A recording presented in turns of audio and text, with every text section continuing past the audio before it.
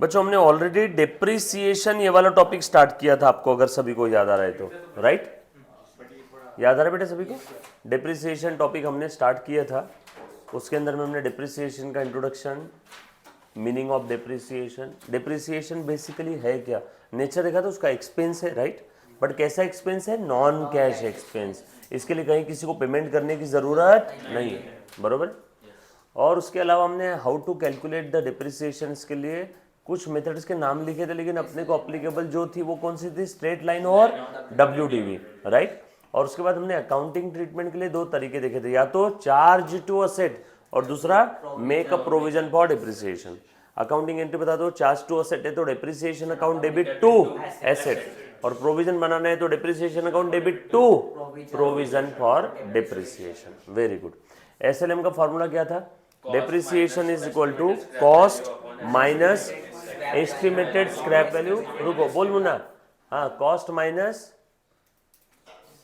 Aditya, cost minus estimated scrap value, बोल दर्शन आगे, divided by estimated useful life, बरोबर है? इसमें अगर रेट दिया तो फॉर्मूला क्या रहेगा?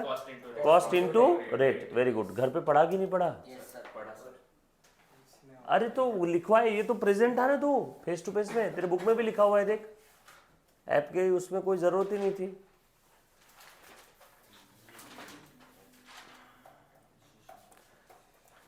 बरोबर है, लिखा हुआ है क्या? फिर चलो ध्यान देना बेटा, रेट अगर दिया है तो cost into rate. Munna please घर पे पढ़ो, अगर आप मुन्ना पढ़ोगे नहीं तो मुश्किल हो जाएगी बेटा। और अगर WDV है तो फॉर्मूला क्या है? Depreciation is equal to WDV of the respective year into rate of depreciation. ये सॉल्व। आ जाओ एक बार फटाफट से रिवाइज करते हैं और थोड़ा सा हम लोग आगे बढ़ते हैं।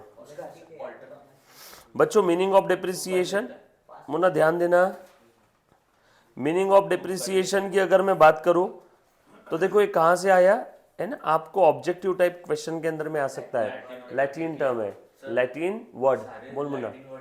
हाँ, अभी क्या करें यार, वैसे देखा जाए तो भारत के अंदर में भी काफ़ी चीज़ें आई है, लेकिन अब ये सिलेबस पहले जो चला रहा है उनको बड़ा प्यार है लैटिन टर्म्स, है ना। अकाउंटिंग का जो उगम स्थान है अपना, जो अपनी 1494 में आई थी, वो भी डेबिट क्रेडिट भी लैटिन टर्म ही है अपना, इंग्लिश मेथड है ना। महाजनी पद्धत अगर हम लोग फॉलो करते तो सारा इंडिया से आता था, बट हम लोग महाजनी पद्धत नहीं फॉलो करते। लैटिन टर्म बोलो बेटा क्या है? डेप्रेटियम। डेप्रेटियम मतलब रिड्यूस होना, कम हो जाना, बरोबर है क्या? वहां से टर्म आया डिप्रिसिएशन। डिप्रिसिएशन में क्या कम होता है बताओ? डेप्रिसिएबल एसेट की वैल्यू कम होती है। कौन सी value? Market value, book value? Book value. Asset कम नहीं होती है, असेट की बुक वैल्यू कम होती है। ये फैन ऐसे ही लटका रहेगा 100 साल तक, ये कम नहीं होगा, इसकी वैल्यू कम होगी। बट कौन सी value? Market value, book value, realisable value. कौन सी वैल्यू? बुक वैल्यू, बरोबर है। Every business concern acquire some fix asset which are use in the business for its trading activity. Trading activity के लिए, जैसे मैं ट्रेडिंग एक्टिविटी के लिए मैंने टीवी खरीदा, फैन खरीदा, फर्नीचर खरीदा, तो ये सब क्या है आप लोगों की? Depreciable fixed asset. यस और no? For the business with an intention of permanent use and not for resale. ये मैंने बेचने के लिए खरीदा है क्या? Furniture, TV? नो, ये मैंने बिजनेस में यूज करने के लिए खरीदा। यहाँ परमानेंट का मतलब अजर अमर नहीं है, permanent means more than one accounting period. Yes और नो? एकदम इसको वर्ड के हिसाब से नहीं लेना है कि परमानेंट मीन्स परमानेंट हमेशा, no, more than one accounting period, बरोबर है। Working life of all the fixed asset except land decreases with the passage of time. Land का वैल्यू जनरली कम नहीं होता है, लेकिन बची हुई फिक्स असेट का वैल्यू कम हो जाता है, ऐसा इनका कहना है। लेकिन जब आप आगे जाके थोड़े बड़े हो जाओगे, कोई प्रोफेशनल कोर्स करोगे, तो ये सेंटेंस गलत है वैसे, बट अब क्या करें, अब आपके चाहे CBSE बोर्ड हो चाहे स्टेट बोर्ड हो, दोनों का भी यही कहना है कि सारी फिक्स असेट की value over the period of time कम होती है, बट ये हर फिक्स असेट के केस में अप्लीकेबल नहीं है। The value of these assets decrease every year, so the reduction in the value due to its wear and tear is called as depreciation. Basically, it is a shrinkage in the value of asset due to its wear and tear, passage of time और obsolescence. Obsolescence का मतलब क्या होता है? Obsolete होना मतलब काल बाह्य हो जाना, सर्कल से बाहर हो जाना।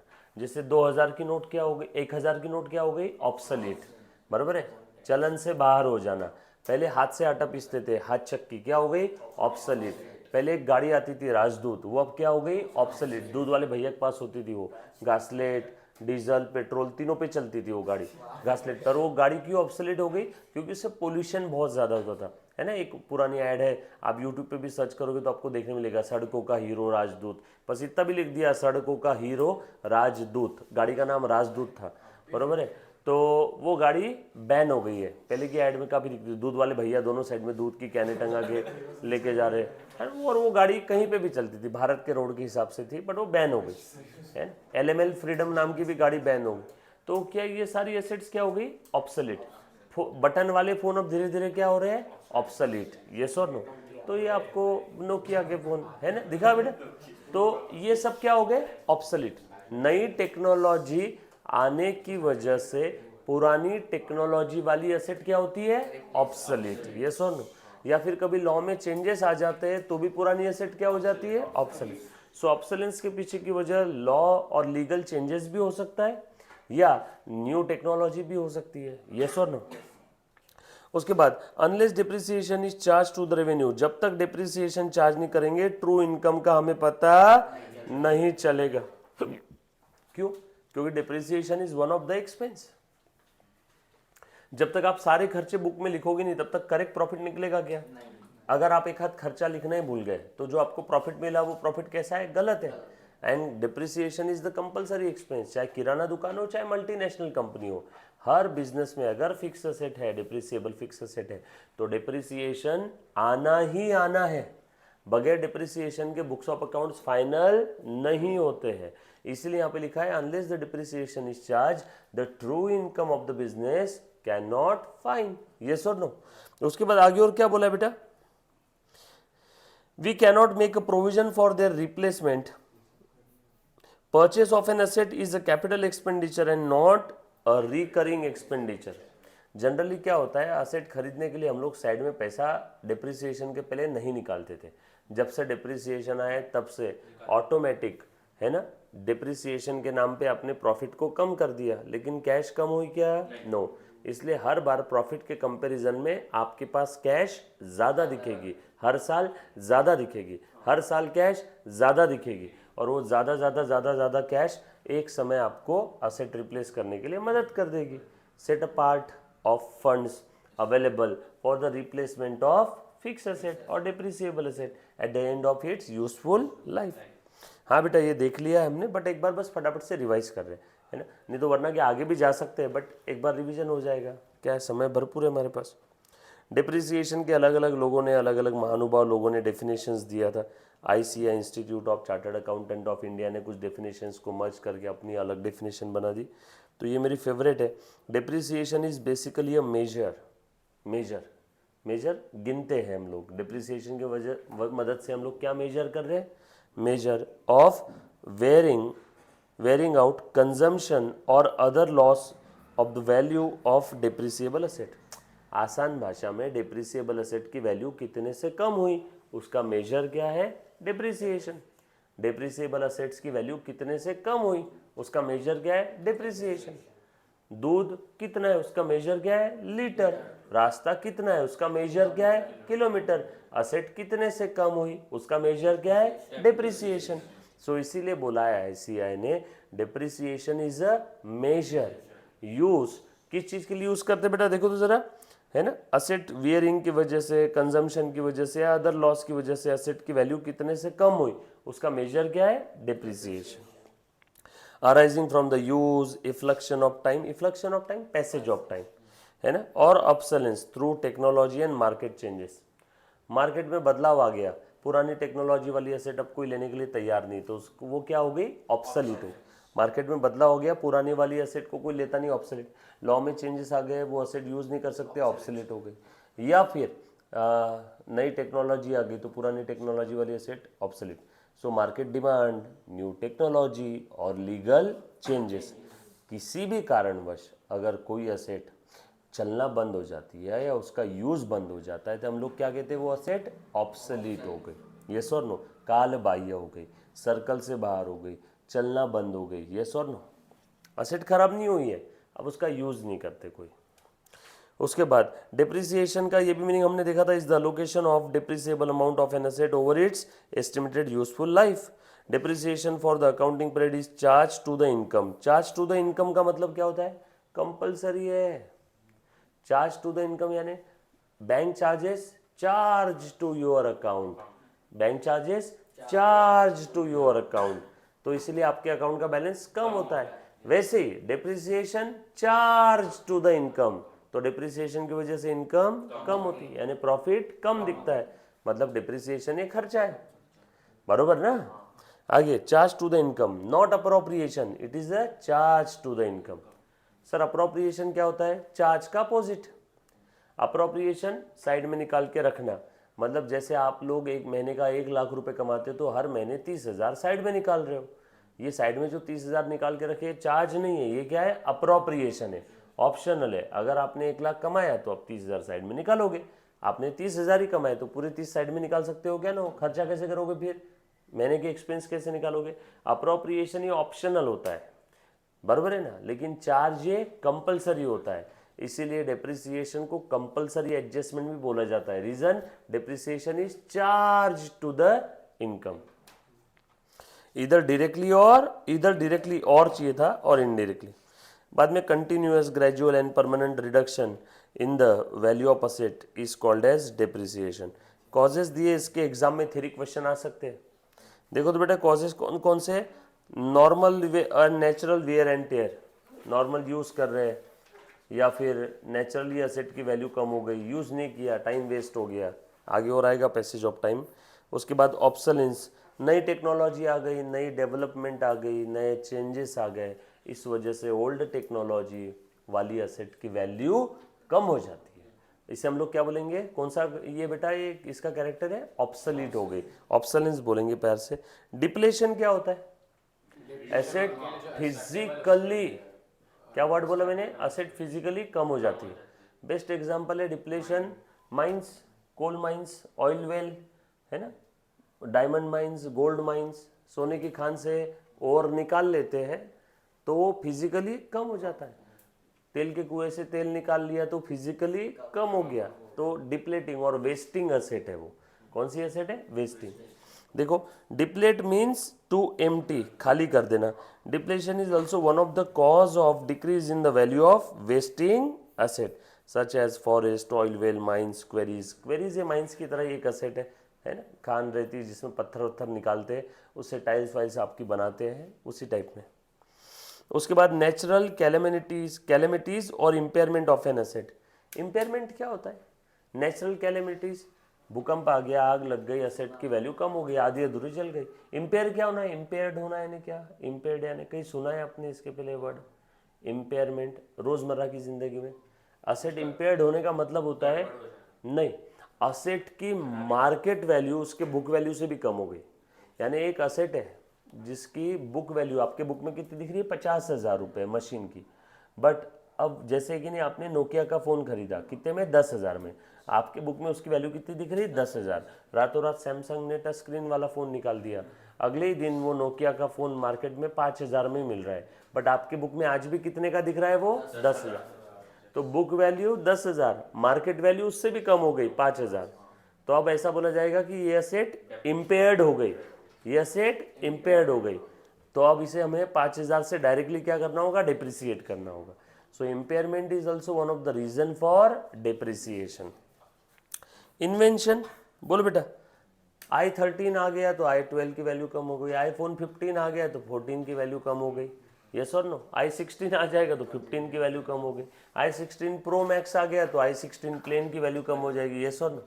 तो इन्वेंशन ये भी एक वजह है। अच्छा, ये एक एक वर्ड है, ये वर्ड इंपॉर्टेंट है, अंदर में आप सेंटेंस ओन लैंग्वेज में भी लिखते हो, है ना, बिकॉज ऑफ न्यू इन्वेंशन और बिकॉज ऑफ न्यू डेवलपमेंट, है ना, the value of the old और आउटडेटेड एसेट गेट रिड्यूस्ड, है ना, तो ये भी क्या हो गया? वजह हो गया डिप्रिसिएशन का। देन उसके बाद market value of an asset goes on changing according to the prevailing conditions, hence depreciation is also changes. When the market value of the asset decrease as compare to its cost, it causes depreciation on it. वैसे impairment दे दिया तो market value को अलग से देने की जरूरत नहीं थी, बराबर है क्या? बट स्टिल इन्होंने दे दिया। अगर आपको एग्जाम में 5 नंबर के लिए क्वेश्चन आए तो एटलीस्ट 5 से 6 आपने कॉजेस लिखना है, बरोबर। अगर ऐसा हुआ कि आपने एक वैल्यू ली और उसके बाद लेने के बाद उसकी मार्केट वैल्यू बढ़ गई, बराबर है, तो उसमें अप्रिसिएशन डिप्रिसिएशन तो होगा नहीं, तो अप्रिसिएशन होगा। हाँ अप्रिसिएशन हो जाएगा, फिर डिप्रिसिएशन का अमाउंट बढ़ जाएगा। असेट 50,000 की ली थी, मार्केट वैल्यू उसकी 70,000 हो गई, तो बैलेंस शीट डेट पे आप उस असेट की वैल्यू 20,000 से बढ़ा दोगे, तो आप डिप्रिसिएशन 70,000 पे चार्ज करोगे। तो जितनी मार्केट वैल्यू है उतने पे लेना ही पड़ेगा। मार्केट वैल्यू पे ले लिया तो क्या आपकी books of accounts true and fair picture show करेगी। मुझे एक बात बता, तेरी असेट बुक में दिख रही 50,000, मार्केट में उसकी वैल्यू 70,000 है, तेरे बैलेंस शीट में भी वो असेट दिख रही 50,000 पे, तू बता तेरी balance sheet true picture show कर रही है क्या? एक्चुअल में तू तो भेड़िए की खाल में शेर निकला। समझ में आया क्या? ऊपर से क्या दिख रहा है? भेड़िया, अंदर में क्या है? शेर। ऊपर से असेट दिख रही 50,000 की, एक्चुअल में वैल्यू कितनी है? 70। तो भैया क्यों कर रहे हो ऐसा? ट्रू पिक्चर दिखनी चाहिए कि नहीं दिखनी चाहिए? यस और नो? इसीलिए हम लोग अप्रिसिएट भी कर देते हैं। पार्टनरशिप में आगे 12th में पढ़ोगे बेटा आप लोग, अप्रिसिएट होगी असेट की वैल्यू। पार्टनरशिप के अंदर में एडमिशन, रिटायरमेंट, डेथ में असेट की वैल्यू बढ़ेगी। नया पार्टनर आ रहा है, मान लो मैं और विनीत, हम 2 लोग पार्टनर है, हमारी पार्टनरशिप फर्म है, रियल एस्टेट का काम है। हमने एक लैंड लेकर के रखी थी दोनों ने, 50-50 हज़ार रुपये डाल के 1 लाख रुपए की। आज मानस आया, बोला सर मुझे पार्टनर बना लो आपकी फर्म में। तो आपकी फर्म में वो जो 1 लाख रुपए की लैंड ली थी, मुझे 1/3 पार्टनर बनना है, ये लो 33,333.33 रुपीज़। मैंने बोला रुक, वो लैंड हमने ली थी तब उसकी वैल्यू 1 लाख थी, आज उसकी वैल्यू 3 करोड़ है, तो तुझे 1/3 पार्टनर बनना है ना, तो ला 1 करोड़ रुपए। समझ में आया क्या? तो हमने क्या किया, लैंड की वैल्यू को अप्रिसिएट किया। तेरे को तब तक बाहर ही रोक के रखा, फर्म में लिया नहीं, पहले तेरे को क्या बोला, रुक जा, वैल्यू अप्रिसिएट करने दे। तो अप्रिसिएशन भी होगा 12th में, जब आप आओगे तब अप्रिसिएशन भी पढ़ोगे, बरोबर है। सो ये कुछ कॉजेस है, एक बार मेरे साथ साथ सारे कॉजेस दोहराओ बेटा। नॉर्मल और नेचुरल वेयर एंड टेयर, उसके बाद passage of time, efflux of time, obsolescence, depletion, natural calamities, उसके बाद इन्वेंशन, मार्केट वैल्यू, बरोबर।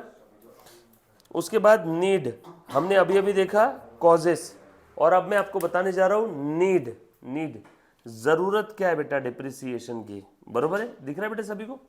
नीड, वाई डिप्रिसिएशन, जरूरत क्या आन पड़ी है ना, या फिर डिप्रिसिएशन का इंपॉर्टेंस क्या है। हमें किसी चीज की जरूरत है मतलब उसका इंपॉर्टेंस है, इसीलिए जरूरत है ना।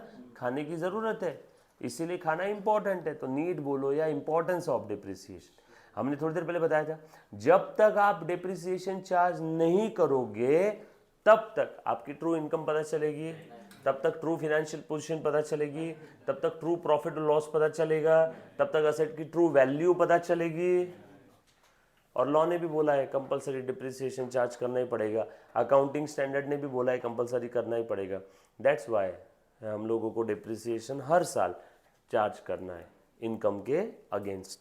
देखो जरा, depreciation is charge to the profit, not appropriation, it is charge to the profit. Charge to the profit, it is an element of cost. जैसे कि नहीं, मान लो ये बोतल बनाने के लिए क्या क्या कॉस्ट लगी है, मटेरियल, लेबर। मटेरियल आ गया तो ऐसा भग से मटेरियल ये डायरेक्ट बोतल बन जाएगी क्या?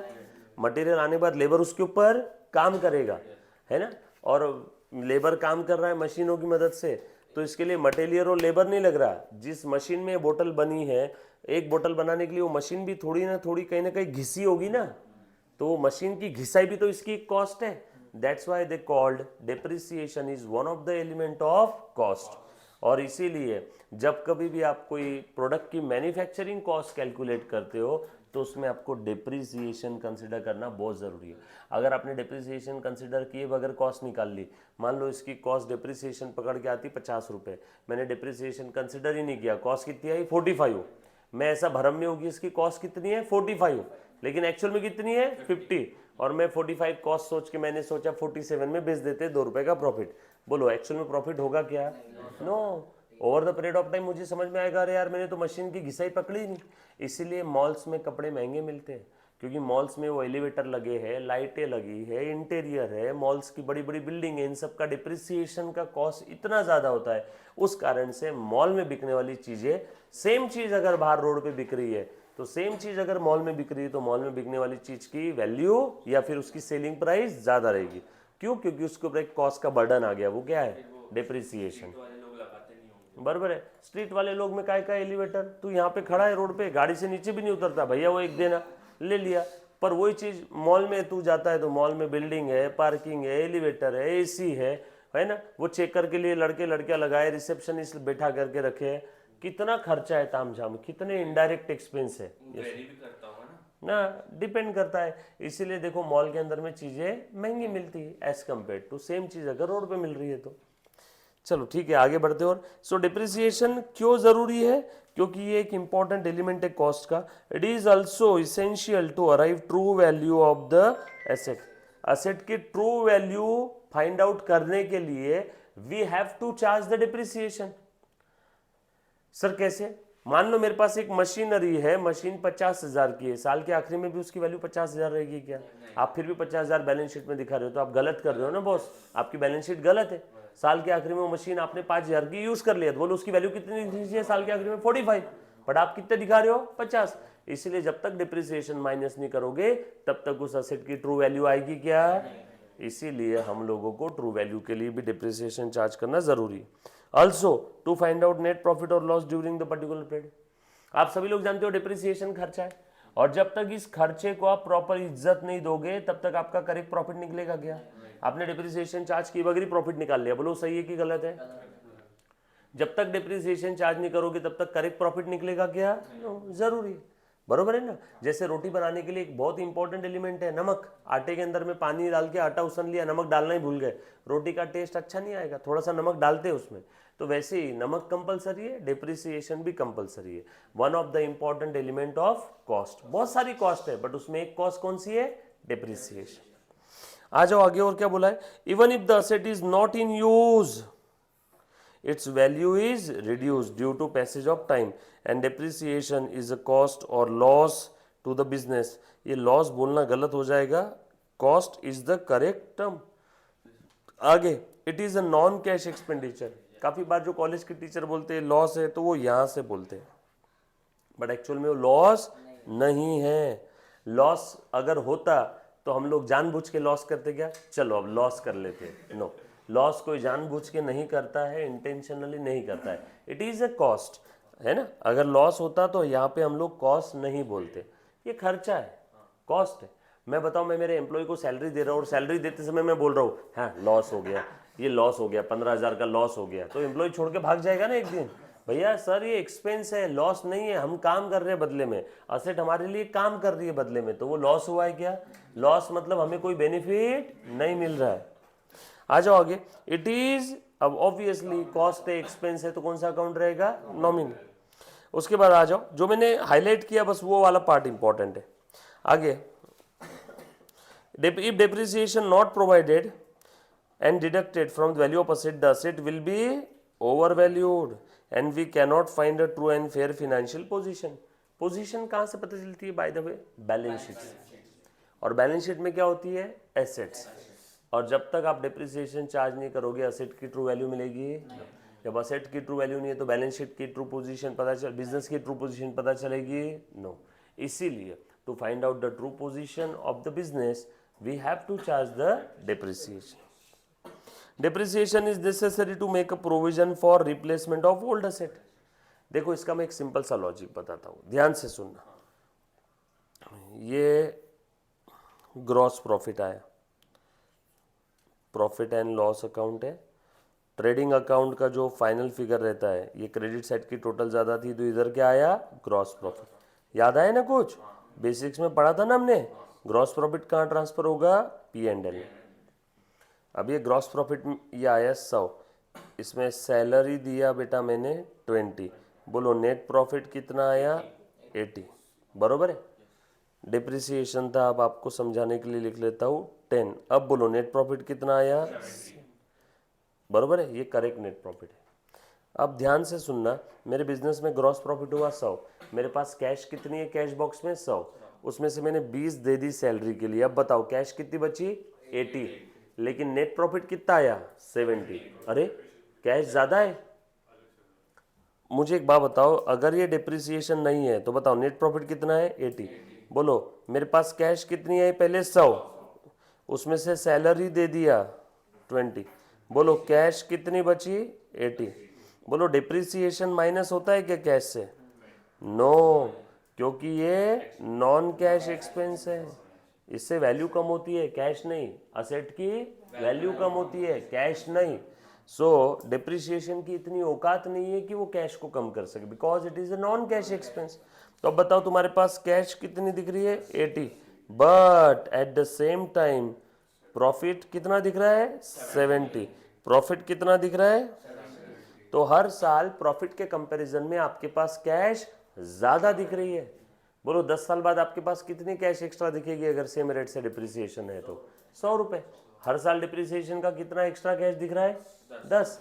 डिप्रिसिएशन की वजह से एक्स्ट्रा कैश कितना दिख रहा है? 10। 10 साल में कितना दिखेगा? 100। 10 साल बाद वो पुरानी एसेट की लाइफ खत्म हो गई, कैश बॉक्स में एक्स्ट्रा 100 रुपए ऑलरेडी पड़े, नई एसेट लेके आ जाओ। सो डिप्रिसिएशन हमें मदद करता है for the replacement of the depreciable asset at the end of its useful life.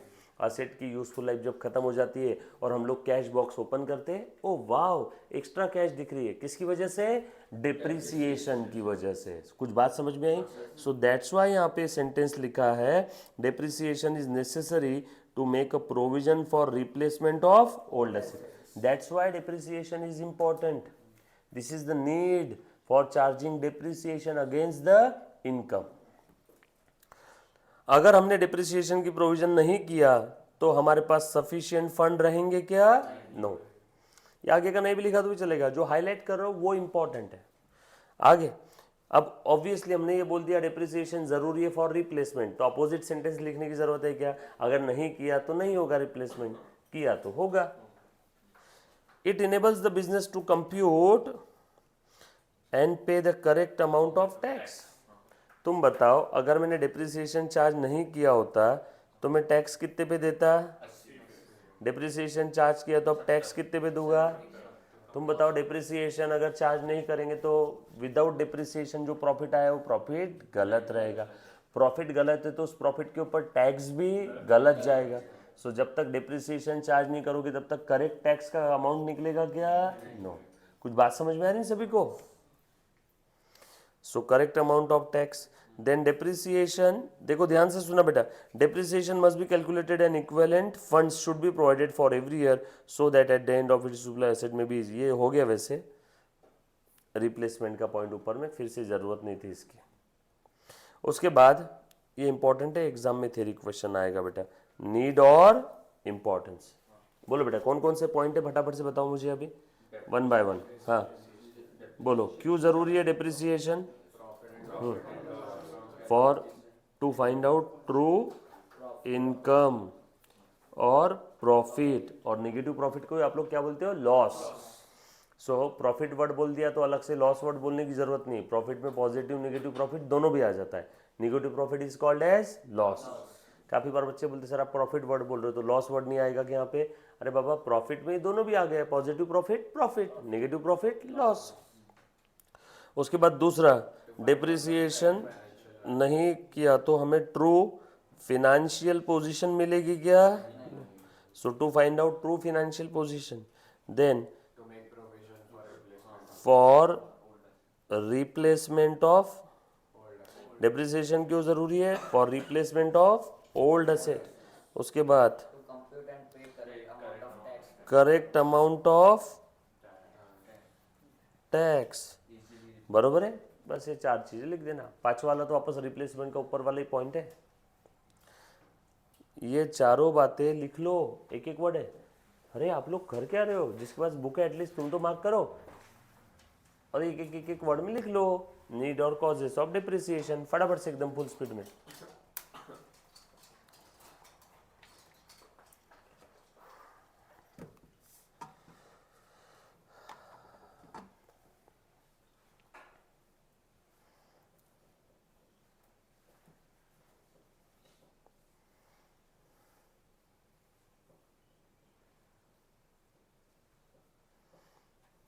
सोहम को अभी भी नहीं दिख रहा है यार लेक्चर, क्या कर रहा है मुन्ना ये?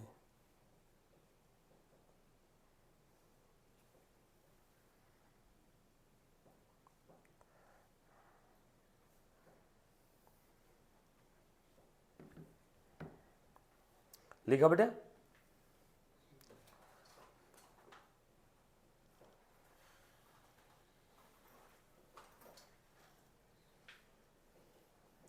डन। लास्ट वाला वैसे वही सेम पॉइंट है।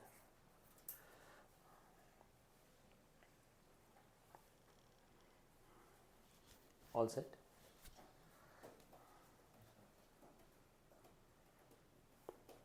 घर पे पुराना वाला रीड करो, जो जो छूट रहा है वो। कोई बच्चा अब्सेंट है, बीच में आपको काफ़ी समय मिला था 15-20 दिन का लेक्चर्स कंप्लीट करने के लिए। लिखा बेटा? देखो ध्यान दे, फैक्टर्स कौन कौन से जो ऐसे जो डिप्रिसिएशन को गवर्न करते हैं। ये तो बहुत सिंपल है। डिप्रिसिएशन का फॉर्मूला क्या था बताओ? कॉस्ट एसएलएम का minus estimated scrap value upon estimated factor 1, factor 2, factor 3। बराबर है क्या? ये 3 फैक्टर है। मेथड्स ये नाम लिखवा के दिए क्या मैंने? Yes sir. डायरेक्टली आ जाओ एग्जाम्पल पे। अब मुझे एग्जाम्पल फटाफट से सॉल्व करके बताना, ठीक है? ये डिफरेंस आज आप घर पे पढ़ोगे, बरोबर है? एसएलएम और डब्ल्यूडीवी का डिफरेंस है वो। क्वेश्चन नंबर 1 सॉल्व किया था क्या हमने? पक्का? 2 भी सॉल्व किया था क्या? 3 भी किया था। 3 भी किया था? 4 भी किया था? ये आई गेस 4 होमवर्क था? 4 5 होगा। हाँ चलो आ जाओ, होमवर्क था तो चेक कर लो। होमवर्क किया सबने? ऑनलाइन जो बच्चे देख रहे हैं, होमवर्क किया? 4 होमवर्क किया? तूने किया? तूने किया? चलो आ जाओ। सो 4 होमवर्क नहीं था, मैं सॉल्व करवा रहा हूँ। ऑन 1 जनवरी 15, अब नहीं किया इसलिए मैंने बोला कि होमवर्क नहीं था। कौन बोला होमवर्क? On 1 January 15, एस्कॉन ट्रांसपोर्ट पुणे परचेज 4 ट्रक, है ना? अच्छा, इसी टाइप के सेम सम आपको दिखेंगे सीबीएसई के अंदर में, बरोबर है क्या? इसी टाइप के सेम सम्स आपको दिखने वाले सीबीएसई, चाहे आईसीएसई बोर्ड हो, सीबीएसई हो। डिप्रिसिएशन के अंदर में ज़्यादा सम्स की वैरायटी बना ही नहीं सकते। जो सिंपल है, जो फैक्ट है वो फैक्ट है। असेट खरीदा, असेट यूज़ किया, आधे बीच से बेच दिया, प्रॉफिट हुआ, लॉस हुआ, इसके अलावा और क्या होगा? बराबर है? कुछ गिनती की चीज़ें, ध्यान से सुनना बेटा। इसमें कॉम्प्लेक्सिटी ज़्यादा में ज़्यादा क्या आएगी, बट फिर भी हम लोग काफ़ी एक्स्ट्रा क्वेश्चंस भी सॉल्व करेंगे, चिंता मत करना। मेरे साथ साथ सॉल्व करो बेटा, और जहाँ नहीं समझ में कोई चीज़ वहाँ पूछो, बरोबर? ध्यान देना। आपको डिप्रिसिएशन टॉपिक में लेजर्स बनाने के लिए बोला जाएगा या एंट्रीज पूछ लेंगे। 99% time you have to prepare ledger accounts. Entries कम पूछते हैं, इसमें क्या पूछते हैं? Ledger account. असेट का लेजर अकाउंट बनाओ, डिप्रिसिएशन का लेजर अकाउंट बनाओ, यस और नो। और लेजर कैसे बनाना है? एंट्री सोचना है और पोस्टिंग कर देना है, सिंपल है। प्लीज ध्यान देना। एस्कॉन ट्रांसपोर्ट परचेज 4 ट्रक 25,000 ईच। बोलो कितने के ट्रक हो गए? सारे 1 लाख रुपए के। बोलो तो इसकी एंट्री क्या रहेगी फिर? Truck account debit to bank 1 lakh 1 lakh. Depreciation has been provided 10% per annum using straight line। बोलो बेटा, और इसकी यूजफुल लाइफ क्या है? ट्रक की दी है क्या? हर साल कुछ भी यूजफुल लाइफ और एस्टिमेटेड स्क्रैप वैल्यू दिया है क्या? नहीं दिया है। बहुत इजी है फिर तो। हर साल 10,000 आएगा। Cost minus estimated scrap value upon estimated useful life. Cost 1 lakh, estimated scrap value नहीं मालूम कितनी है इसकी यूजफुल लाइफ। अच्छा, डायरेक्ट रेट दिया है। ओ हो, फिर तो और भी आसान कर दिया इन्होंने। Cost into rate, 1 lakh into 10%, 10 के पर एनम। अगला sentence, on 1 January 16 1 truck was sold for 20,000। कब खरीदा था? 1 जनवरी 15 को। कब बेचा? 1 जनवरी 16। जब भी, मैं बहुत काम का सेंटेंस बता रहा हूँ, जब भी आप कोई असेट बेचोगे, जब भी कोई असेट आप बेचोगे, बेटा दिख रहा है ना सभी को, ऑनलाइन वाले बच्चों को? जब भी कोई एसेट आप बेचोगे तो मेरे सेंटेंस पे गौर करना। जिस दिन आपने एसेट सेल किया, मुन्ना प्लीज ध्यान दे, जिस दिन आपने एसेट सेल किया उस दिन तक का आपको डिप्रिसिएशन माइनस कर करके क्या निकालना होगा? बुक वैल्यू या WDV, book value, one and same thing, right? So मान लो एसेट मैंने खरीदी 100 रुपए की, डिप्रिसिएशन है 10 रुपए। असेट 1 साल बाद बेची, बोलो असेट की बुक वैल्यू कितनी बची होगी, जिस दिन बेचा उस दिन 90, 2 साल बाद बेची, बोलो कितनी बचा होगा 80, 2.5 साल बाद बेची, बोलो कितनी बची होगी 75, 1 साल का 10, 2 साल का 20, तो 2.5 साल का 25, बरोबर ना। तो जिस दिन बेचा उस दिन का क्या निकालोगे आप, पहले बुक वैल्यू, बरोबर है। हाँ चलो एक बार फिर से ट्राई करो। 100 रुपए की असेट थी, 10 रुपए डिप्रिसिएशन था पर एनम, हर साल सेम था 10 10 10 10 10 10 10। 3.5 साल बाद असेट बेची मैंने 67 में, बोलो प्रॉफिट हुआ है लॉस हुआ, कितने का, वेरी गुड, दूध पीता बच्चा ही बताएगा। असेट थी 100 की, 3.5 साल बाद बेची, तो जिस दिन बेचा उस दिन का बुक वैल्यू 10 10 10 30, और अगले 6 महीने 5 35, 100 माइनस 35 65, बरोबर है। जिस दिन बेचा उस दिन असेट का बुक वैल्यू कितना बचा, अरे 10 रुपए 1 साल का डिप्रिसिएशन था, तो तू बता 3.5 साल का कितना हो जाएगा 35, 10 रुपए 1 साल का, तो 3.5 साल का 35, तो 100 में से 35 गए 65, जिस दिन बेचा उस दिन की बुक वैल्यू 65, बोलो जिस दिन बेचा उस दिन की बुक वैल्यू 65। कैसे निकाला आपने, कॉस्ट में से डिप्रिसिएशन माइनस कर करके क्या निकाल दिया, बुक वैल्यू। इस बुक वैल्यू को कंपेयर करना है सेल प्राइस के साथ, बोलो 65 की चीज कितने में बेची 67, 2 का फायदा, बोलो 65 की चीज 63 में बेची, 2 का लॉस, 65 की चीज 70 में बेची, 5 का फायदा। समझ में आया, यही आपको कैलकुलेट करना होगा। कितनी इजी चीज है। जब भी असेट का प्रॉफिट लॉस निकालने बोलो घाई नहीं करना, पहले क्या करना, जिस दिन असेट बेचा उस दिन तक का बुक वैल्यू निकालो। जब भी आपको पूछा जाएगा कि you have to calculate the profit और loss on the sale of asset, first of all you have to calculate the book value on the date of sale. जिस दिन असेट बेचा उस दिन तक का बुक वैल्यू कैलकुलेट करेंगे। कैसे, बुक वैल्यू और WDV कैसे निकालते हैं, cost minus depreciation till that date, till that date, जिस दिन बेचा उस दिन तक का। 2 साल बाद बेचा, बोल बुक वैल्यू कितनी बची 2 साल बाद, बराबर है।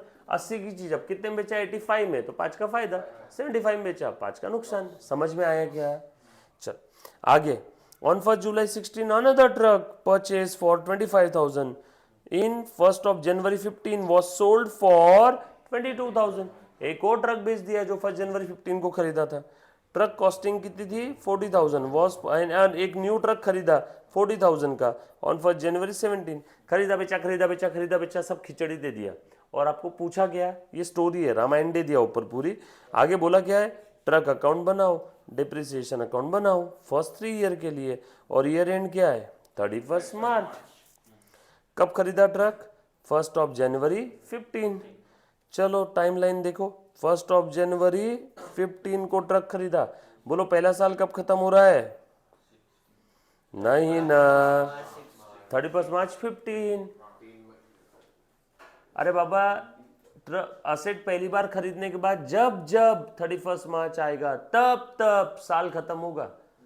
फिर भले अगले दिन क्यों ना आ जाए, 30 मार्च को भी अगर ट्रक खरीदा होगा तो पहला साल कब खत्म होगा, एक दिन बाद। अगला साल कब खत्म हो रहा है 31 मार्च 16। अगला साल कब खत्म हो रहा है 31 मार्च 17। ये था फर्स्ट ईयर, ये था सेकेंड, ये था, ये 3 साल का बोला है क्या।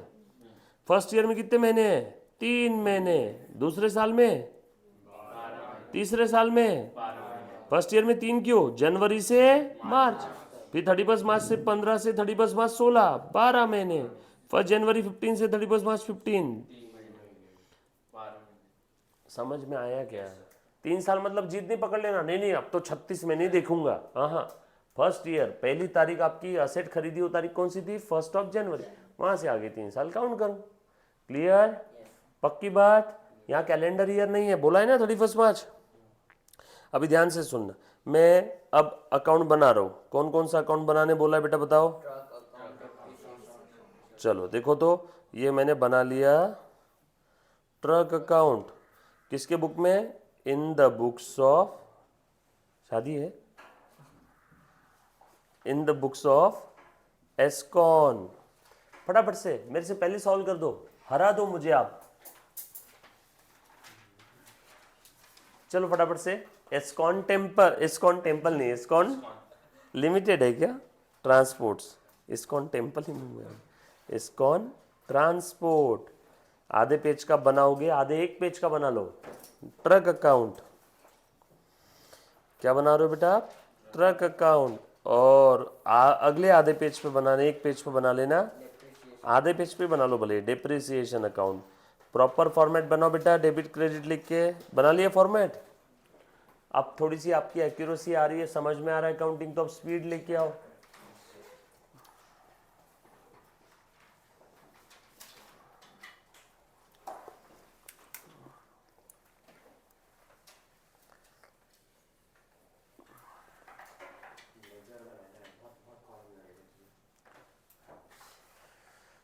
ज्यादा पेज का बनाओ कि 3 साल का है, पौने पौने पेज का बना लो।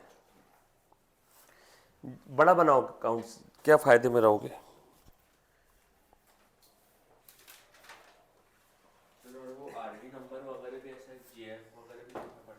हाँ लिख लो ना, खाली रहेगा कॉलम, वैसे भी हो जनरल फोलियो। आदमी नहीं आएंगे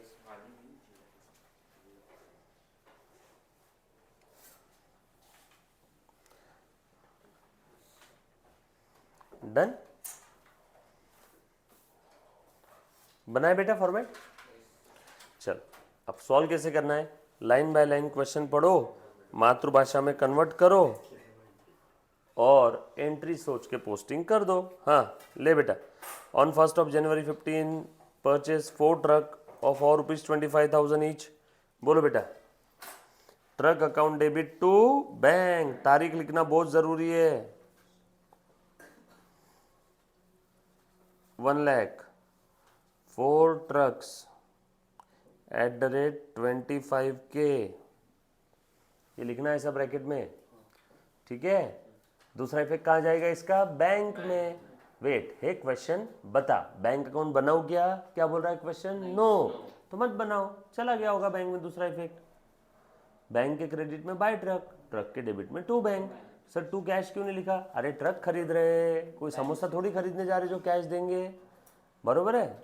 सो थोड़ा सा आप कॉमन सेंस भी अप्लाई कर देना, टू बैंक लिख दो। अगला सेंटेंस पढ़ो बेटा,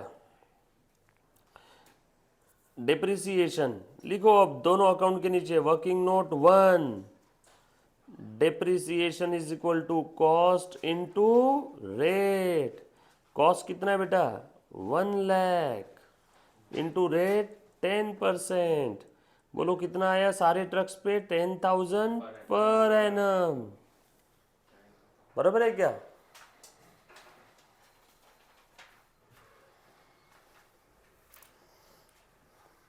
डन। अब बोलो डिप्रिसिएशन 1 जनवरी के बाद में आगे आगे जाते जाओ। फरवरी कुछ हुआ फरवरी में? नो। मार्च कुछ हुआ मार्च में? वैसे कुछ बोला तो नहीं है, लेकिन बाय डिफॉल्ट आपको ईयर एंडिंग फॉर्मेलिटी पूरी करनी होगी। मार्च में डिप्रिसिएशन आएगा ना। बोलो फर्स्ट ईयर में डिप्रिसिएशन कितने महीने का आएगा तू बता दर्शन? वेरी गुड, 10,000 1 साल का, तो 3 महीने का कितना? 1/4, 1/4। 10,000 is for 12 month. How much for 3 month? 2,500. So depreciation account debit to truck. Depreciation के डेबिट में टू ट्रक, डिप्रिसिएशन की एंट्री साल के आखिरी में। कैसे है बेटा? 10,000 इंटू 3/12। दूसरा इफेक्ट दो इसका, ट्रक अकाउंट बनाए ना आपने, बाय डिप्रिसिएशन, बरोबर हो गया खत्म। और क्या करते साल के आखिरी में? डिप्रिसिएशन को ट्रांसफर करो P&L में, डिप्रिसिएशन के क्रेडिट में, बगैर बोले करना ही है। डिप्रिसिएशन का ट्रांसफर का लिखा नहीं रहेगा क्वेश्चन में, by profit and loss account, depreciation account close, total करो ऐसी, फर्स्ट ईयर खत्म हुआ। बैलेंसिंग फिगर निकालो बेटा, बाय बैलेंस कैरीड डाउन। आज अपना लेक्चर अभी होने के बाद में भी आप लोग यहाँ पे फटाफट से, जब तक कि आपके पेरेंट्स नहीं आते, मस्त पैकी जल्दी जल्दी से 1-2 सम सॉल्व करके बता देना। हाँ घर से करके लेके आ जाना, ठीक है। डांटेंगे? नहीं वो पढ़ाई करने के लिए डिनर अच्छा आओ ना भाई, सुबह बैठते मस्त पैकी एक दिन सुबह से शाम। कल के दिन मारो ना छुट्टी। कल कब मारना है छुट्टी को मैं बता देता हूँ आपको। एक दिन कॉलेज में दे देना छुट्टी। कल कॉलेज में छुट्टी है? कल क्या है? छुट्टी है वो सर, एनुअल इवेंट है तो फिर वो बच्चों का हमारा काम है नहीं आने का। हाँ हाँ, वो छुट्टी आज भी छुट्टी थी हमारी। मैं तुमको बता देता हूँ, एक दिन ले लेना ऑफ। उस दिन अपन मस्त पैकी सुबह शाम तक अकाउंट्स के ABCD पूरी कर देंगे। सर ये हफ्ते में हाँ कोशिश, हाँ इसी वीक में, इसी वीक में। हाँ हाँ वेडनेसडे वेडनेसडे नहीं सर, वेडनेसडे मत करो क्योंकि फिर उस दिन हमारी मैथ्स की डॉक्टर थर्सडे कर लेंगे। काम है मेरे को थोड़ी सर थर्सडे चलें, डन। लिखा बेटा? अगला सेंटेंस पढ़ो। ऑन 1 जनवरी 16, 1 जनवरी 16 में आ गए तो हम लोग अभी कहाँ हैं? 31 मार्च 15 पे। Dates are very important. हम लोग अभी अभी हम लोग 31 मार्च 15 पे पहुंचे ना, और ये डायरेक्टली कहाँ की बात कर रहा है? 1 जनवरी 16। हम तो अभी थे 31 मार्च 15 पे। 31 मार्च 15, उसके बाद अप्रैल 15, जून, जुलाई, मई, जून, जुलाई 15, अगस्त 15, सितंबर 15, अक्टूबर 15। कुछ हुआ है क्वेश्चन में दिया है? नो। नवंबर 15 कुछ दिया है क्वेश्चन में? दिसंबर 15, जनवरी 16। यस, जनवरी 16 को क्या हुआ? 1 ट्रक वॉज सोल्ड फॉर 20,000। एक ट्रक हमने 20,000 में बेच दिया। ओहो हो, चलो देखो तो बनाओ वर्किंग नोट। अगला वर्किंग नोट नंबर 2, प्रॉफिट और loss on sale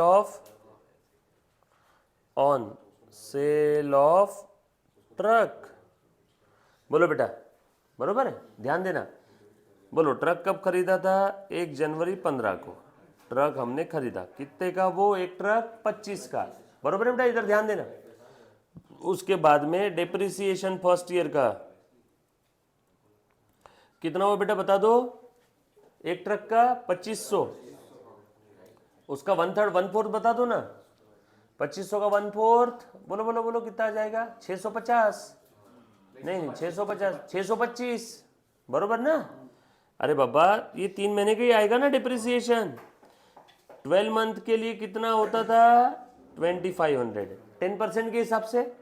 therefore for 3 month 625। बोलो कितने का बचा ये? 1 अप्रैल 15 को। बोलो कितना बचा इसका बुक वैल्यू? 24,375। फिर 31 मार्च नहीं, 1 जनवरी को बेचा है ना, तो डिप्रिसिएशन कितना आएगा? 9 मंथ। बोलो बेटा 9 मंथ का कितना आ जाएगा? फटाफट से बताओ। 1875, 1875। देखो तो जरा, बोलो फिर 1 जनवरी 16 को बुक वैल्यू ऑन, अरे अभी तो थोड़ी देर पहले बताया था, जिस दिन असेट बेच रहा है उस दिन तक की बुक वैल्यू निकालना पड़ेगा। Book value on the date of, 22,500। बोलो बेटा कितना आ जाएगा? 22,500। बरोबर है कि नहीं? 22,500 का असेट कितने में बेचा? 1 जनवरी 16 सोल्ड फॉर, बोलो बेटा 20,000। अरे रे रे रे रे रे, लॉस हो गया। Loss on sale.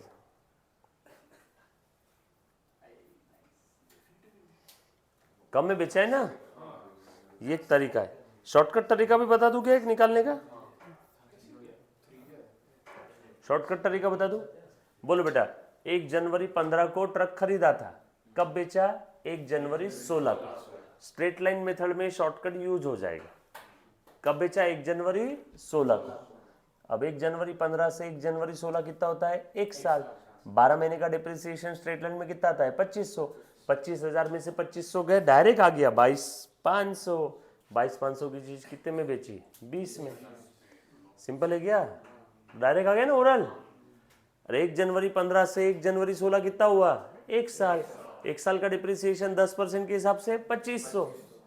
सर फिर ऐसा यहाँ पे क्यों नहीं किया? अरे यहाँ पे बाबा 3 महीने पिछले साल के थे, 9 महीने अगले साल के थे, ऐसा टोटल 12 महीने यूज हुआ और ट्रक, यस और नो, तो हमने कैलकुलेट करके बता दिया। यहाँ पे अगर किसी को देखना है तो ऐसे भी हम लोग लिख सकते हैं 1 जनवरी 15 से 1 जनवरी 16 कितना होता है 12 मंथ, देयरफॉर 25,000 रुपये का truck minus depreciation for 12 month हमने ऑलरेडी निकाला है 2500, कैसे आया बेटा ये 10% ऑफ 25,000, तो book value on the date of sale, DOS date of sale, DOS कितना आया 22,500, देयरफॉर या फिर यहाँ पे ऐसा लिखते हैं सिंस सेलिंग प्राइस कितना है 20,000, देयरफॉर लॉस कितना आया, क्लियर, सिंपल है, चलेगा। चलो अब इसकी एंट्री पास करो, एंट्री बोलो तो मुझे क्या रहेगी, तो नेक्स्ट सॉरी क्रेडिट साइड में आएगा बोलो बेटा, पैसा आया आपके पास असेट बेच के 20,000, लेकिन असेट कितने की गई, असेट बुक से गई 22,500 की, लॉस 500, डेप्रिसिएशन 1800, असेट चली गई 22,500 की, लेकिन पैसा आया मात्र 20,000, देयरफॉर लॉस कितने का हुआ, लॉस का कौन सा बैलेंस होता है, डेबिट बैलेंस या credit balance, debit balance, loss बढ़ रहा है तो लॉस को क्या करो, loss on sale of asset debit, ये एंट्री रहेगा क्या, बरोबर है ना, पक्की बात, और कोई एंट्री, डिप्रिसिएशन की एंट्री करनी पड़ेगी ना 1875 की, यस और नो, अरे समझ में आया कि सभी को मैं जो बोल रहा हूं, वापस सुनना, देखो देखो वरना स्क्रीन पे ध्यान देना सब लोग, देख तो बेटा, देखो ध्यान देना, अभी हम लोग खड़े हैं 31 मार्च पे, ये असेट का बैलेंस ब्रॉड डाउन कर लो, हाँ बोलो 1 अप्रैल 2015, 31 मार्च का अगला दिन कौन सा होता है 1 अप्रैल 15 ना, 31 मार्च 15 का अगला दिन, नया साल शुरू हो रहा है 1 अप्रैल 15, बैलेंस ब्रॉड डाउन यानी लेके आना, बोलो अभी एसेट कब बेची, इसमें से एक ट्रक कब बेचा 1 जनवरी को, तुम बताओ 1 अप्रैल 15 से 1 जनवरी 16 कितने महीने होते हैं 9 महीने, बरोबर है, तो पहले 9 महीने एसेट हमने यूज किया ना, 9 महीने यूज किया तो 9 महीने का डिप्रिसिएशन भी तो चार्ज करना पड़ेगा कि नहीं, तो 9 महीने का डिप्रिसिएशन लिख देता हूँ 1 जनवरी 16 बाय डिप्रिसिएशन, कौन सी एसेट पे, ऑन, अरे ऑन अ ट्रक, अब जो भी होगा ट्रक 1 नाम उसका ABCD जो भी दिया होगा, बोलो कितना है बेटा 9 महीने का डिप्रिसिएशन 1875, और हमने वो असेट कितने में बेचा 20 में, तो देखो तो ट्रक के क्रेडिट में by bank by loss, posting ऐसी करते ना हम लोग, याद करो सतयुग, बचपन में पढ़ा था हमने पोस्टिंग कैसे करते, सो ट्रक के क्रेडिट में by bank by loss, by bank by loss on sale of a truck, बोलो बैंक कितना आया 20,000, सर यहाँ फायदा हुआ रहता तो इधर लिखते to profit on sale, loss हुआ है यानी असेट की वैल्यू कम हुई है, असेट की वैल्यू कम हुई यानी असेट क्या हुआ क्रेडिट, देखो लॉस क्रेडिट में आया बरोबर, बोलो कितना है बेटा 2,500, ये वो एक ट्रक का हिसाब हो गया, अभी भी कितने ट्रक बचे हैं 4, वो बचे हुए 4 ट्रक का पूरे साल का डिप्रिसिएशन आएगा, क्योंकि बचे हुए 4 ट्रक तो पूरा साल यूज किया होगा ना, बरोबर है, देखो तो और कुछ हुआ है क्या इस साल में, नो और कुछ भी नहीं हुआ, डायरेक्ट 1 जुलाई 16 पे चले गए, 1 जुलाई 16 यानी बीच में क्या आ रहा है 31 मार्च, तो इस फाइनेंशियल ईयर में बस एक ट्रक बेचा है और कुछ भी नहीं हुआ है ना, तो अब बचे हुए 4 ट्रक का डिप्रिसिएशन बताओ, फिर से लिखो 31 मार्च 16 बाय डिप्रिसिएशन, फिर से ऊपर डिप्रिसिएशन कौन से ट्रक का था जो बेचा वो ट्रक का, अब डिप्रिसिएशन कौन सा है on balance truck, on balance trucks, बोलो बचे कितने ट्रक 4, एक ट्रक का कितना होता है डिप्रिसिएशन बताओ,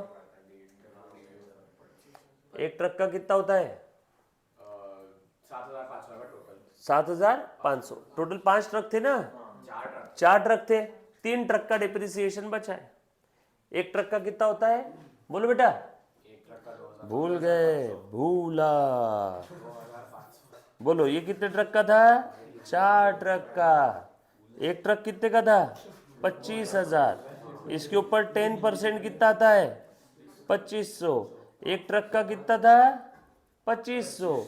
4 ट्रक थे, उसमें से एक बेच दिया, बचे कितने, एक ट्रक पे 2500, तो 3 पे कितना, बरोबर ना।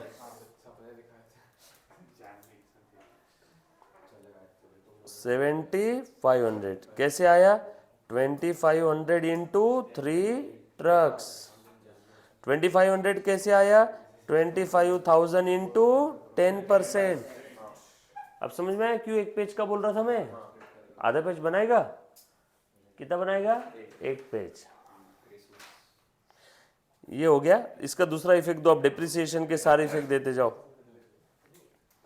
हाँ लिखो बेटा, डिप्रिसिएशन का इसका इफेक्ट दे दो। डिप्रिसिएशन के डेबिट में 1 जनवरी 16 को 2 ट्रक, फिर से 31 मार्च 16 को 2 ट्रक, ये कितना था 1875, ये कितना था 7500, बरोबर है क्या। और ये सबकी तारीख सेम है, 1 जनवरी 16 को ही एसेट बेची, 1 जनवरी 16 को ही लॉस हुआ, बरोबर, क्लियर है क्या। डिप्रिसिएशन ट्रांसफर करो, 31 मार्च 16 साल के आखिरी में कहाँ जाएगा, बोलो कितना हो, 7 और 1 8, 8.5, 8.5 और ये 9, 9 375 हो रहा है क्या, चेक करो तो 9375 आ रहा है डिप्रिसिएशन का बैलेंसिंग फिगर, P&L में ट्रांसफर कर दिया।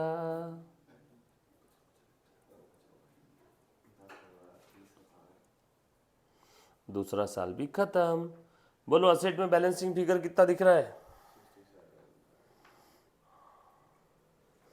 बैलेंस कैरी डाउन कितना बचा, करो बेटा, 97,500 में से ये माइनस करो, ये माइनस करो, ये माइनस करो, ये माइनस करो, 65,625।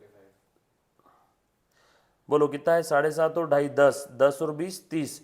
97,500 में से 30 गए 67,500, 67,500 में से 1,000 गए 66,500, 66,500 में से और 800 चले गए तो 66 और 65,700, 65,700 में से और 75 चले गए 65,625। नहीं मैं तू वही बोल रहा था, लेकिन मैं सिर्फ बच्चों को बताने के लिए 65, ये क्या आया, बैलेंस कैरी डाउन। अगले साल ये क्या होगा, ट्रांसफर करो, इसको ट्रांसफर। पहले यहां तक लिख लिया कि सभी ने, बताओ, लिखो अभी अच्छे से, जो चीज नहीं समझी वो वापस पूछो, चलेगा बेटा। जो चीज नहीं समझ में आई प्लीज वापस पूछो।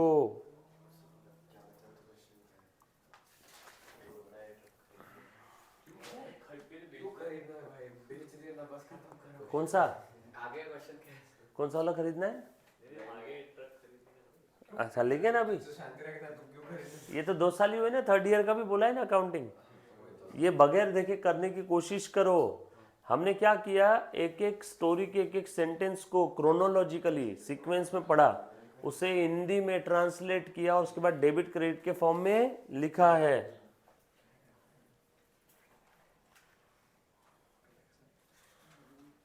और कितना लॉजिकल है, कितना प्यारा है क्वेश्चन, देखो ना।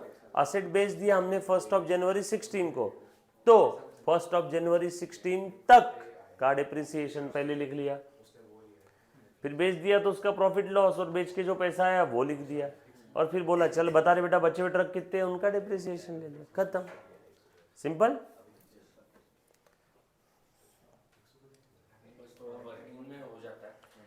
नहीं नहीं 10 बार करो उसको, अगर हो जाता है तो मत होने दो उसे, 10 टाइम्स करो बट करो।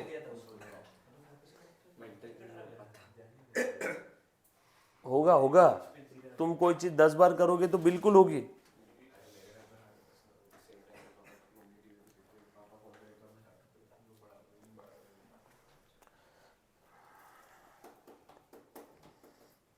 डन।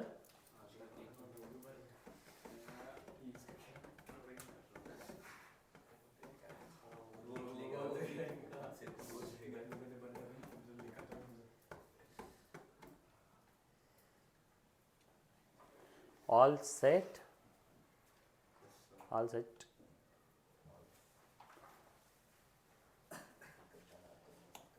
लिखा बेटा? ये नीचे का वर्किंग लिखा क्या? प्रॉफिट और लॉस का भी वर्किंग लिखो। सर घर जाके बताते हैं अभी आज बहुत आना सर घर से पूरा कंप्लीट करके ला प्रेजेंस ऑफ माइंड भी होना चाहिए प्रेजेंट करने सर एक सेकंड फोटो दिखा अरे इसमें है अपना बुक में नहीं एसएससी वाले बुक का वो एसएससी बुक का ही है पीडीएफ में। एक पहले अगला सेंटेंस क्या लिखा है पहले एक बार वो देखो, फिर मैं लिखने के लिए समय देता सबको। 1 जुलाई 16 पे आ गए। अभी हम लोग कहाँ पे थे? अभी हम लोग कहाँ थे? 31 मार्च 16। अब कहाँ आ गए? 1 जुलाई 16। चलो पहले बैलेंस ब्रॉट डाउन करो। हाँ, बोलो बेटा। 1 अप्रैल 16 को balance to balance brought down. चलो अब इसके बाद 1 अप्रैल 16 हो गया, बाद में मई 16 में कुछ हुआ? नो। जून 16 में कुछ हुआ? नो। जुलाई? यस, असेट खरीदा। तो 1 जुलाई 16 को truck to bank, new truck purchased. कितने में खरीदा बेटा बताओ? अब ये नए ट्रक पे कितने महीने का डिप्रिसिएशन आएगा बताओ? 9 मंथ का, क्योंकि 1 जुलाई 16 से 31 मार्च 17 कितना होता है? 9 मंथ। ये ट्रक कितने महीने लेट खरीदा? सर नहीं एक सेकंड थोड़ा एक है 1 जुलाई को उन्होंने बेचा है और 1 जनवरी को उन्होंने खरीदी। 1 जुलाई को क्या हुआ है? सर वो दो है, एक बेचने के बाद एक और बेचा फिर एक खरीदा। 1 जुलाई 16 को अनंतर आपने ऐसा क्यों बोला? अच्छा, ये new truck purchase for 40,000 on 1 जनवरी 17। 1 जुलाई 16 को अनदर ट्रक जो हमने खरीदा था, देखो क्या लिखा है ब्रैकेट में, जो हमने खरीदा था 1 जनवरी 15 को वॉज सोल्ड फॉर 22। बच्चों ट्रांजैक्शन समझना, ये हमने अभी नहीं खरीदा, ये हमने खरीदा 1 जनवरी 17। 1 जुलाई 16 को क्या हुआ बेटा? Another truck sold. कब बेचा बेटा बताओ? 1 जुलाई 16 को। कितने में बेचा? 22,000 में। Working note number 3। सर ये सम कितने नंबर के लिए आएगा? फुल फ्लेज 16 नंबर, 16 मार्क्स के लिए सम आएगा। नो तुम्हारी इसमें ही नहीं, मैं बात करूं मैं। ठीक है, आ जाओ लिखो। ट्रक 2, बोलो बेटा। ट्रक 2 कब खरीदा था हमने? 1 जनवरी 15 को। ट्रक 2 कितने में खरीदा था? 25 minus depreciation for first year. First year में कितना आएगा? 3 महीने का। देखो जरा शॉर्टकट बता रहा हूं, सेकेंड ईयर में कितना आएगा? पूरा 12 मंथ,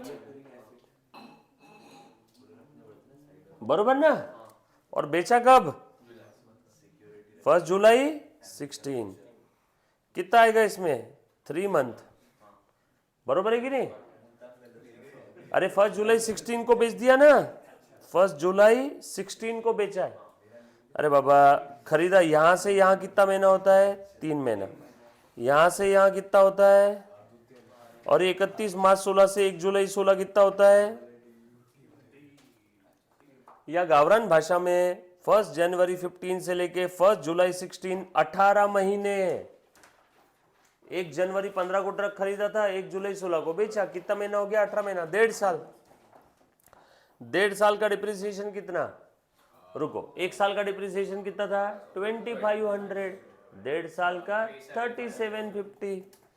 3750 फॉर 18 मंथ। 3 + 12 + 3। यस और नो? अरे 2500 is for 1 year, so 1.5 year के लिए कितना? 2500 1 साल का, तो 18 महीने के लिए और 6 महीने का ऐड करना है, 2500 का आधा 1250, 2500 1250 18 महीने। ये समझ में आया क्या गायत्री? ये समझा क्या? नहीं समझा? बोल।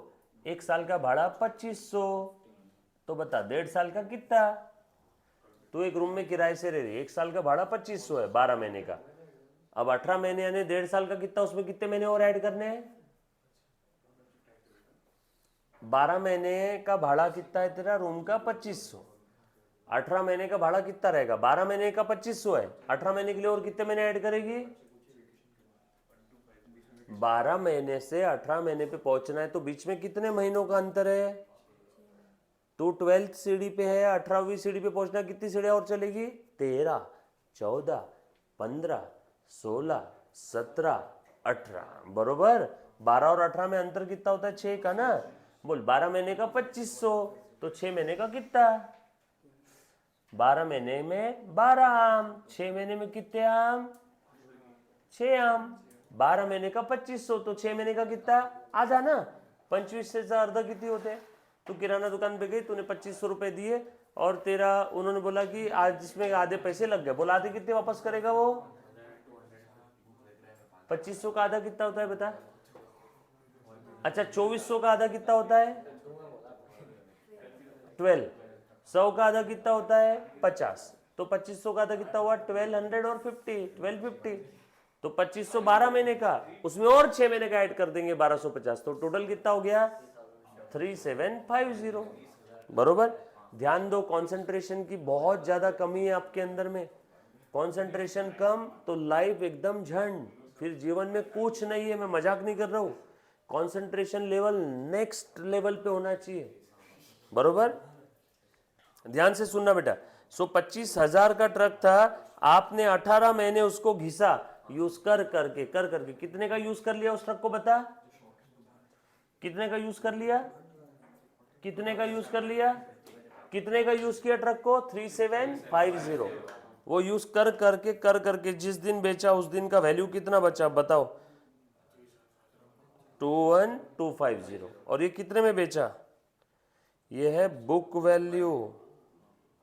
और 1 जुलाई 16 को कितने में बेचा? 22,000। बोल फायदा हुआ या नुकसान हुआ? बोल बेटा गायत्री, फायदा हुआ या नुकसान हुआ? 21,250 ची वस्तू तू 22ला विकली, फायदा की नुकसान? किती का फायदा?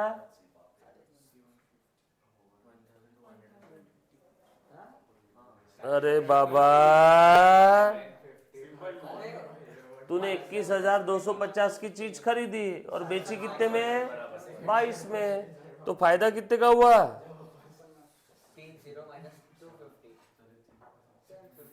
बरोबर है। बोलो इसकी एंट्री क्या रहेगी? जर्नल एंट्री क्या रहेगी इसकी बताओ? पहले तो असेट बेच के पैसा आया क्या? और असेट कितने की गई तुम्हारे पास से? बोलो फायदा कितने का हुआ?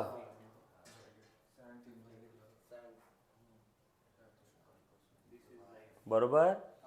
इसकी पोस्टिंग करो, ये वर्किंग नोट लिखो प्रॉपर और इसकी पोस्टिंग करो। बरोबर है। लिखने के लिए मैं समय देता हूं, पहले मैं पोस्टिंग करके बताता हूं। और जिस समय बेचा उस दिन कितने महीने का और डिप्रिसिएशन आएगा? 3 महीने का। 3 महीने का कितना आता है बताओ बेटा? 3 महीने का डिप्रिसिएशन कितना आएगा? 625। यस और नो? अरे हमने थोड़ी देर पहले निकाला था ना 3 महीने का पिछले ट्रक में। ये देखो मैं यहाँ पे पहले डिप्रिसिएशन चार्ज करता हूँ।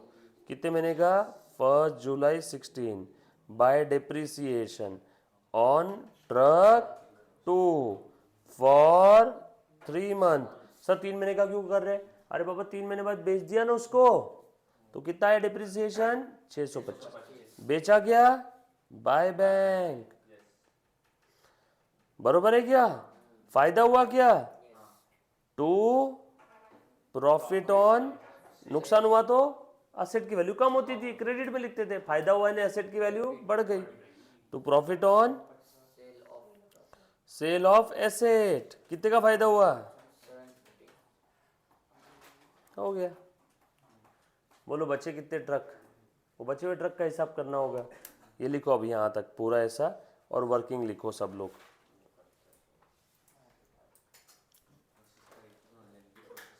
क्या बोले बेटा? बहुत ही लेंथी प्रोसेस है इसका। सब एकदम सिंपल प्रोसीजर है बेटा, लेंथी है। लेंथी है बट सिंपल है।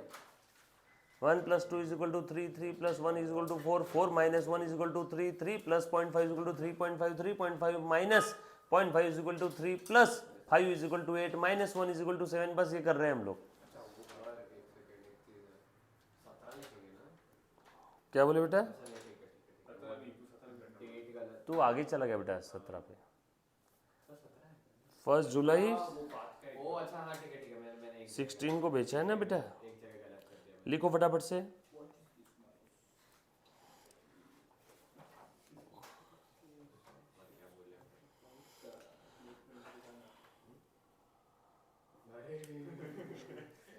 लिखो, यहाँ तक कंप्लीट करो, यहाँ तक कंप्लीट करो, बाकी हम लोग ये सम देखेंगे टुमारो।